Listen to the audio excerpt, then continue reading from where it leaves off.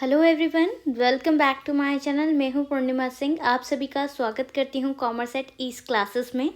So friends, as you know, कल हमने किया था हमारा determination of income and employment का फर्स्ट पार्ट, और आज हम उसी यूनिट का पार्ट 2 करने वाले हैं। क्योंकि मैंने आपको बताया था मैक्रो इकोनॉमिक्स की यूनिट 3 जो है वो सबसे ज़्यादा स्कोरिंग यूनिट है, उसमें हमें टोटल 12 मार्क्स मिलेंगे।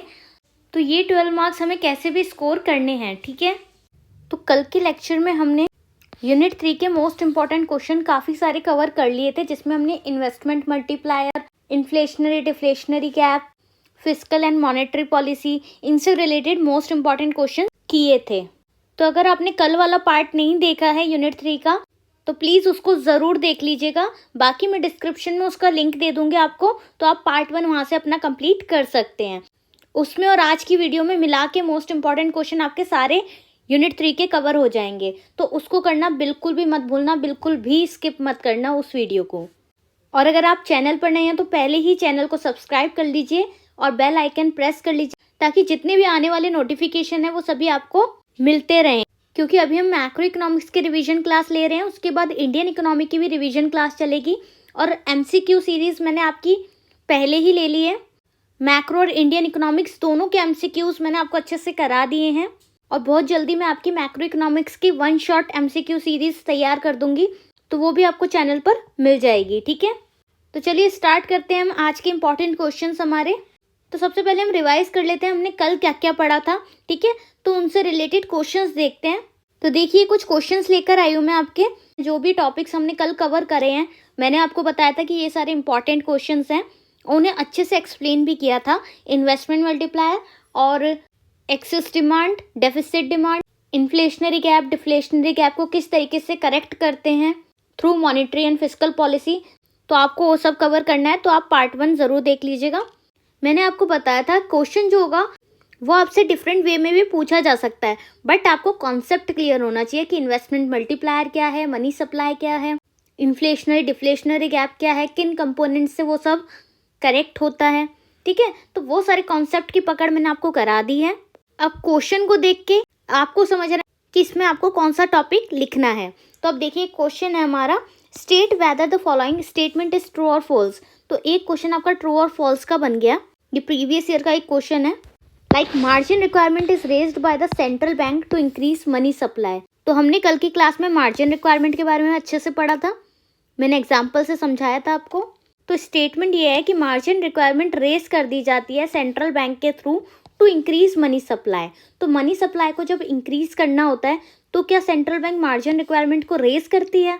तो ये स्टेटमेंट फॉल्स है, क्योंकि मार्जिन रिक्वायरमेंट को रेज नहीं करते। जब हमारे को मनी सप्लाई इंक्रीज करना होता है तो मार्जिन रिक्वायरमेंट को रिड्यूस करते हैं, रिडक्शन करते हैं। और ये कौन करता है? सेंट्रल बैंक करता है। सेंट्रल बैंक क्यों करता है? क्योंकि मॉनेटरी पॉलिसी को कंट्रोल कौन करता है? सेंट्रल बैंक करता है। और फिस्कल पॉलिसी को गवर्नमेंट। तो मॉनेटरी पॉलिसी का कंपोनेंट है मार्जिन रिक्वायरमेंट। सभी 8 कंपोनेंट्स या फिर स्ट्रक्चर बोल लो, वो मैंने आपको करा दिए थे कल, और सबके स्क्रीनशॉट भी लेने को बोला था आपको। अब एक क्वेश्चन देखिए, what does the gap KT represent? State and discuss any 2 fiscal measure to correct the situation. तो मैंने डिफ्लेशनरी गैप, इन्फ्लेशनरी गैप का आपको क्लियर किया था। तो इस तरीके से आपको कोई एक फिगर दे दी जाएगी और आपको बोलेंगे KT क्या रिप्रेजेंट कर रहा है, ठीक है। और कोई 2 फिस्कल मेजर्स बताने हैं। तो फिस्कल मेजर्स में मैंने आपको 2 बताए थे। देखिए, गवर्नमेंट एक्सपेंडिचर एंड टैक्सेस। तो इन 2 मेजर्स को आपको वहाँ पर एक्सप्लेन करना है क्वेश्चन में। तो आपको ये फिगर देख के पहले बताना है कि KT क्या रिप्रेजेंट कर रहा है, और जो 2 फिस्कल मेजर्स मैंने आपको बताए हैं फिर वो डिस्क्राइब करने हैं। क्लियर? तो कल के मैंने आपको एक्सेस डिमांड और डेफिसिट डिमांड, इन दोनों के ग्राफ भी बनाकर दिखाए थे। तो देखिए, एग्रीगेट डिमांड जब इंक्रीज हो रहा है तो ये इन्फ्लेशनरी गैप है, ठीक है। पॉइंट T से K पे जा रहा है। तो जो ये KT का गैप है वो शो कर रहा है हमारी एक्सेस डिमांड और इन्फ्लेशनरी गैप। क्लियर? तो अब एक्सेस डिमांड पता चल गई आपको कि पहले AD हमारा ये था और अब एक्चुअल AD ये है, यानी कि इक्विलिब्रियम यहाँ से यहाँ शिफ्ट हो गया, तो इन्फ्लेशनरी गैप हो रहा है। तो अगर आपको क्लियर हो गया कि भाई इन्फ्लेशनरी गैप है, तो जो 2 फिस्कल मेजर्स हम यूज़ कर रहे हैं उनके थ्रू आपको ये बताना है कि किस तरीके से एक्सेस डिमांड को यानी इन्फ्लेशनरी गैप को कंट्रोल कर सकते हैं या करेक्ट कर सकते हैं। क्लियर। तो इसमें आपको अपना लॉजिक भी लगाना पड़ेगा, तो इसलिए ध्यान दीजिएगा क्वेश्चन में। अगर क्वेश्चन आपको ग्राफ दे के पूछ रहा है तो आपको उस ग्राफ को देख के बताना है कि इन्फ्लेशनरी गैप है या डिफ्लेशनरी गैप। फिर जब आपको पता चल जाए कि वो कौन सा गैप है, उसके अकॉर्डिंग चाहे वो फिस्कल मेजर हो चाहे मॉनेटरी मेजर हो, उसको करेक्ट करने के लिए आपको उन मेजर्स का यूज़ करना होगा और बताना होगा कि एक्सेस डिमांड होगी तब क्या चेंज आएंगे फिस्कल मेजर में या मॉनेटरी मेजर्स में, और अगर डिफ्लेशनरी होगी तब क्या चेंजेस आएंगे फिस्कल और मॉनेटरी मेजर में। क्लियर। तो कल जो क्वेश्चन था उसमें डायरेक्टली आपसे पूछ लिया था कि इन्फ्लेशनरी और डिफ्लेशनरी गैप है, उसके दो मेजर्स के थ्रू बताइए कि किस तरीके से आप इन दोनों गैप को करेक्ट करेंगे। ठीक है, तो बहुत ही अच्छे से किया था वो क्वेश्चन हमने, तो आप अगर उसे समझ लेंगे तो इस तरीके के क्वेश्चन अगर आपके एग्जाम्स में आते हैं तो आप इजीली टैकल कर पाएंगे। तो इस तरीके की फिगर को देख के डरने की बिल्कुल भी ज़रूरत नहीं है। एक क्वेश्चन और देखते हैं जो कल की क्लास ली थी। देखिए, explain the role of following in correcting excess demand in an economy. तो अब एक्सेस डिमांड पूछ लिया आपसे और एक्सेस डिमांड के थ्रू करेक्ट करके बताइए बैंक रेट और ओपन मार्केट ऑपरेशन के थ्रू कि जब एक्सेस डिमांड की सिचुएशन है इकोनॉमी में तो बैंक रेट और ओपन मार्केट ऑपरेशन के थ्रू किस तरीके से आप एक्सेस डिमांड को करेक्ट कर पाएंगे। तो ये दोनों मेजर्स किसके हैं? ये हैं हमारे मॉनेटरी मेजर्स। अभी प्रीवियस क्वेश्चन में हमने फिस्कल का देखा, अब मॉनेटरी का देख रहे हैं। तो मॉनेटरी के इन दोनों मेजर्स को आपको एक्सप्लेन करना है कि किस तरीके से एक्सेस डिमांड के केस में इसे करेक्ट किया जाएगा। तो ये सभी मेजर्स के मैंने आपको स्क्रीनशॉट प्रोवाइड कर दिए थे कल। सो आई होप कल के जितने भी हमारे कॉन्सेप्ट्स थे, investment multiplier, inflationary gap, deflationary gap, monetary fiscal policy, वो सब आपको अच्छे से क्लियर हुआ होगा और आप सभी ने वो सारा अच्छे से कवर कर लिया होगा। अब आज के क्वेश्चंस देख लेते हैं। तो देखिए, ये है हमारा आज का फर्स्ट क्वेश्चन। तो ध्यान से सुनिए, जितने भी मैं आपको क्वेश्चन करा रही हूँ ना मैक्रो इकोनॉमिक्स के, और आने वाली क्लास में इंडियन इकोनॉमिक्स के भी करवाऊंगी, तो वो सभी आपके एग्जाम पॉइंट ऑफ व्यू से बहुत ज़्यादा इंपॉर्टेंट है।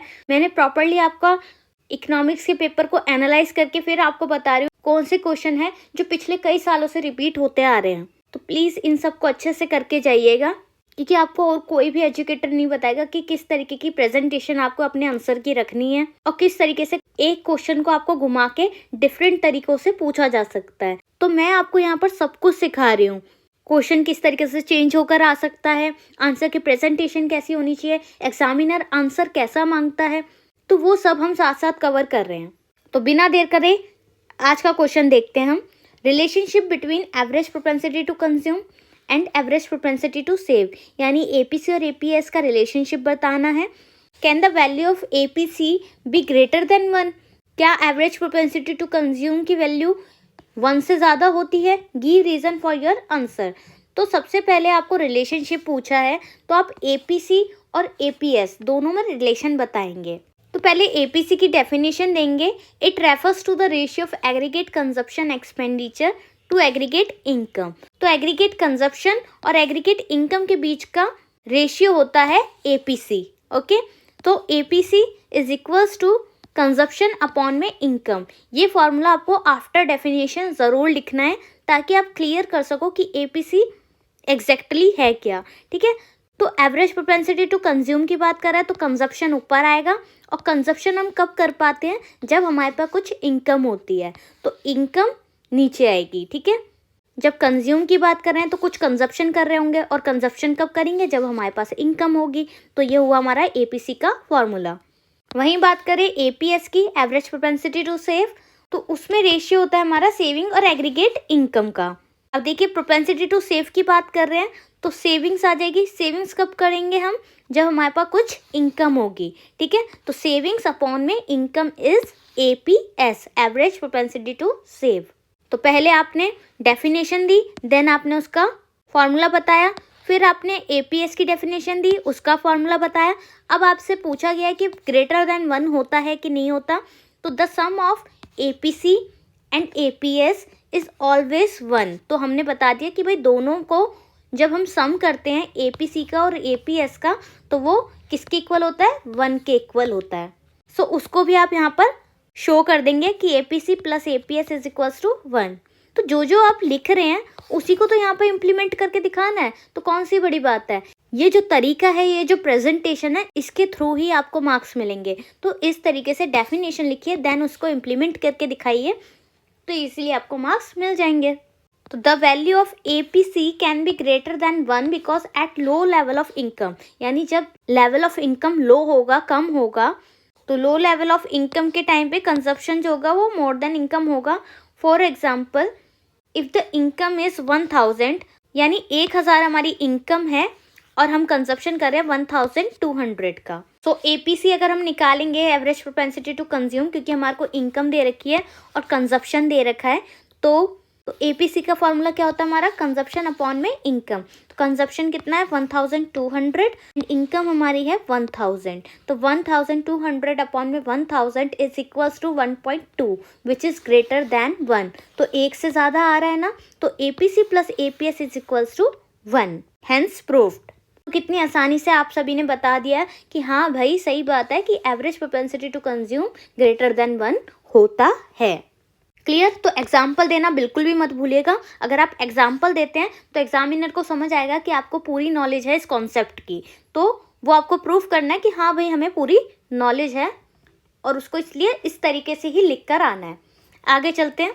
तो आज का हमारा सेकेंड क्वेश्चन है saving and investment approach, most important question, क्योंकि एग्रीगेट डिमांड, एग्रीगेट सप्लाई, इन सब में से आपका क्वेश्चन बनने वाला है और हर साल बनता है इसमें से क्वेश्चन, तो इसलिए सेविंग एंड इन्वेस्टमेंट अप्रोच आपको अच्छे से करके जानी है। तो क्वेश्चन बोल रहा है how the equilibrium level of income can be determined with the help of saving and investment approach.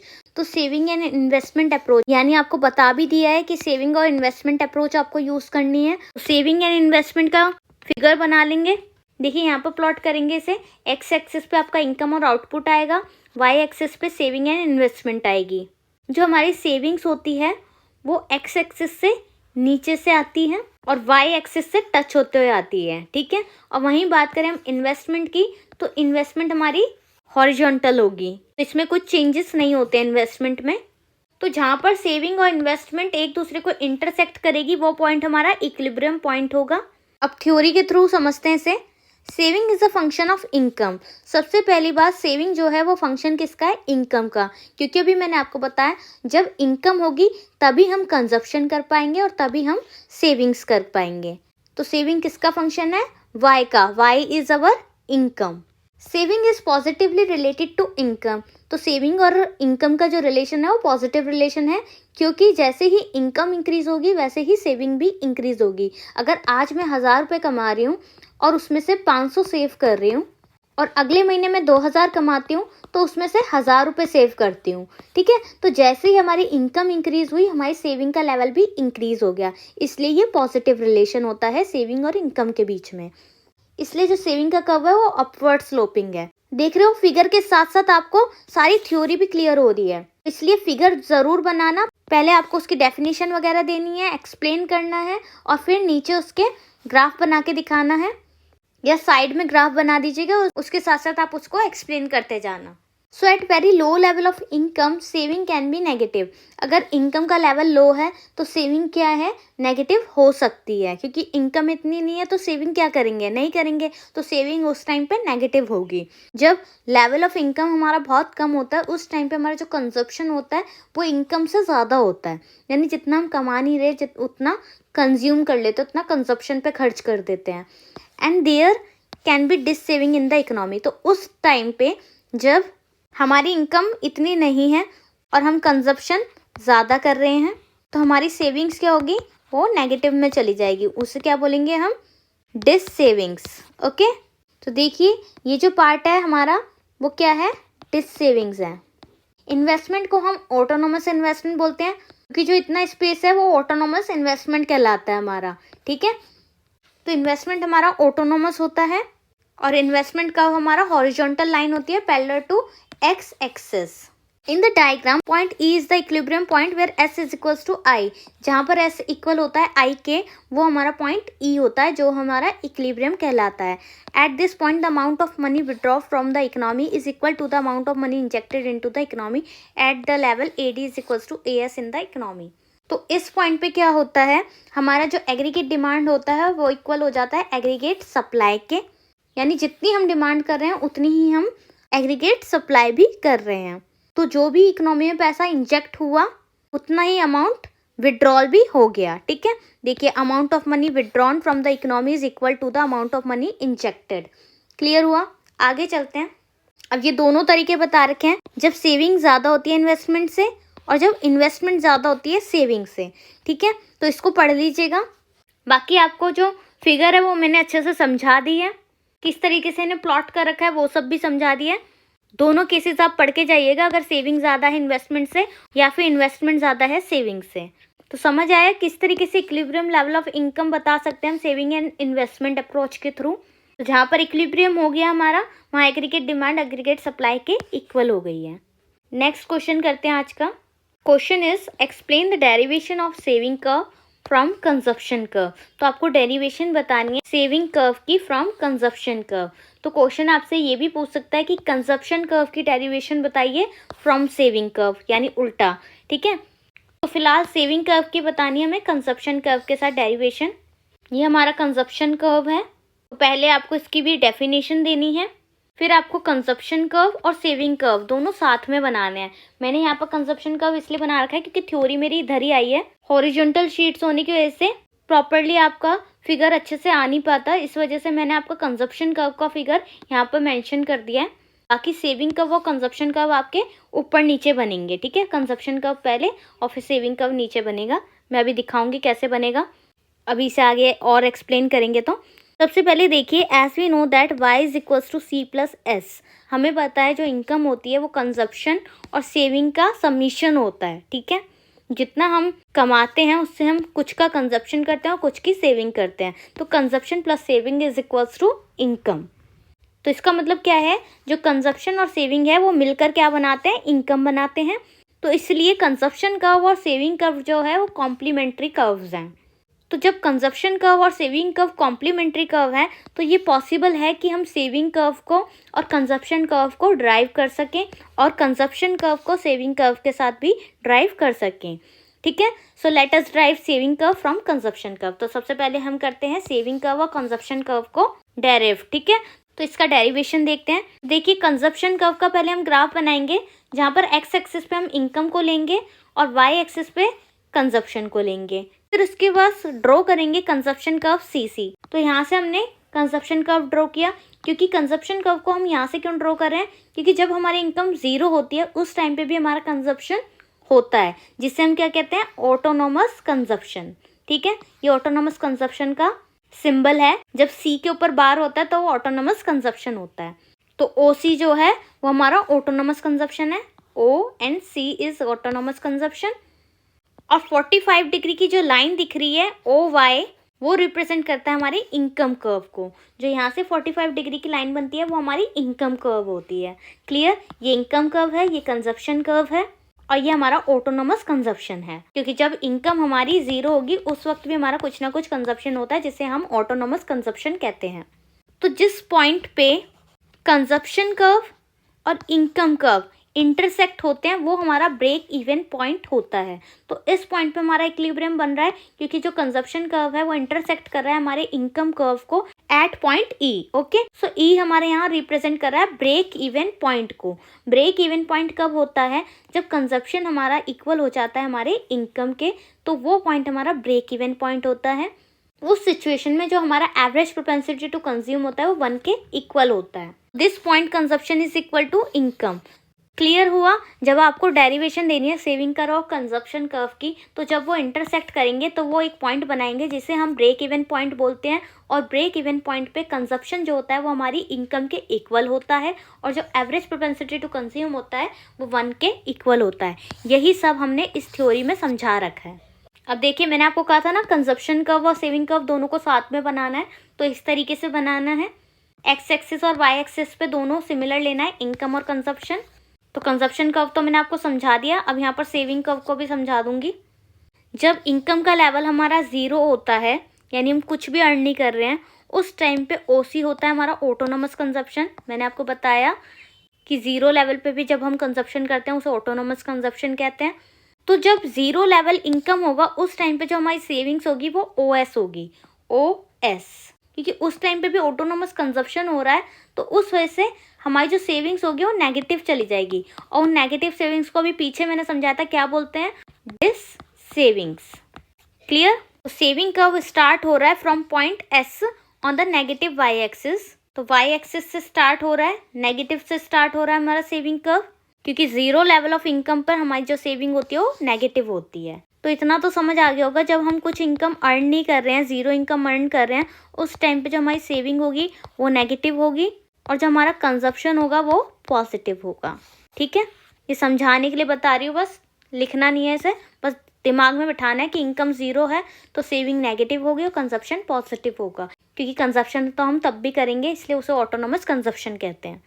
तो जहाँ सीसी कर्व और ओ वाई कर्व इंटरसेक्ट कर रहा है वो पॉइंट ई है, जिसे हम ब्रेक इवन पॉइंट बोलते हैं। समझा दिया ये मैंने आपको।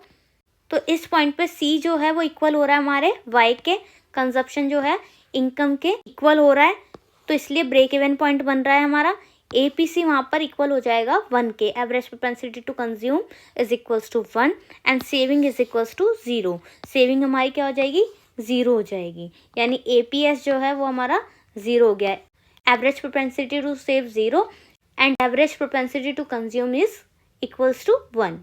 समझ आया कंजप्शन और सेविंग में क्या डिफरेंस है? So therefore the saving curve will intersect the X axis at point R. तो इसलिए जो सेविंग कर्व है वो इंटरसेक्ट कर रहा है एक्स एक्सिस को एट पॉइंट आर। देखिए इंटरसेक्ट कर रहा है ना। जब हमारा ई पॉइंट यहाँ बना ब्रेक इवन पॉइंट, तो यहाँ पर जब ब्रेक लगेगा तो ये पॉइंट जब यहाँ से जुड़ेगा तो ये हमारा आर पॉइंट बना देगा।